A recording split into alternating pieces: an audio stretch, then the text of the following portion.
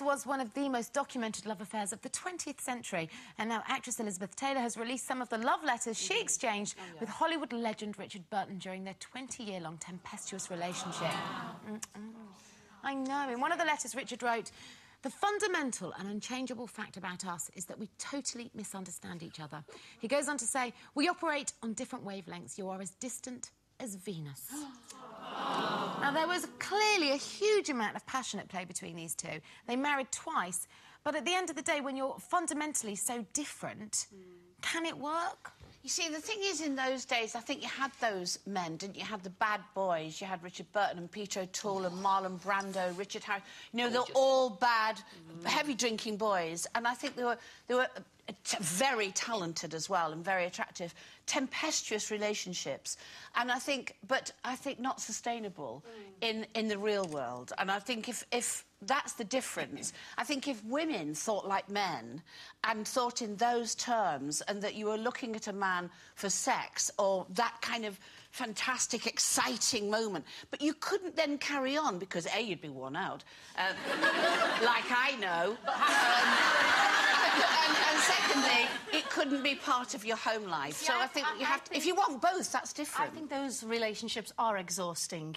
You start, you know, they knock you for six. Yeah. They are not sustainable. And I'm kind of at a stage now where I'm single, but I don't want a relationship like that, something that's fiery, temperatured. I'm ready for a steady Eddie now because I've done all that. And it'd be nice to meet someone who's just kind of a bit more stable now. So you've got the bad boys out of your system? I hope. You were so not convincing on that, was you?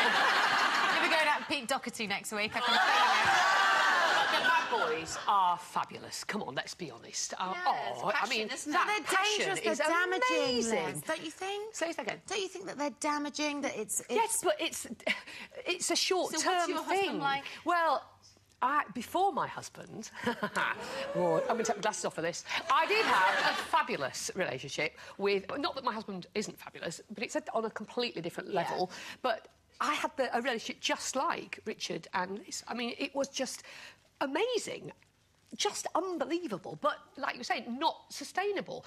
And I loved it, and we loved each other, and we kept splitting up and getting back together, and it dribbled on, and I wasn't going to use that word, was I? Anyway, it was brilliant, but at the end of the day, are you talking about just sex here? No, it was everything. We actually shared a passion for the same things. But at the end of the day, firework display. It was all fireworks, but we both knew that they would burn out. It was going to burn out, and we did. We burnt out. And then I had a year on my own, and then I met Peter, and Peter was just what you're looking for. So having... Mr. Perfect. So having sampled both... Steady Eddie. Where would you recommend Claire to go?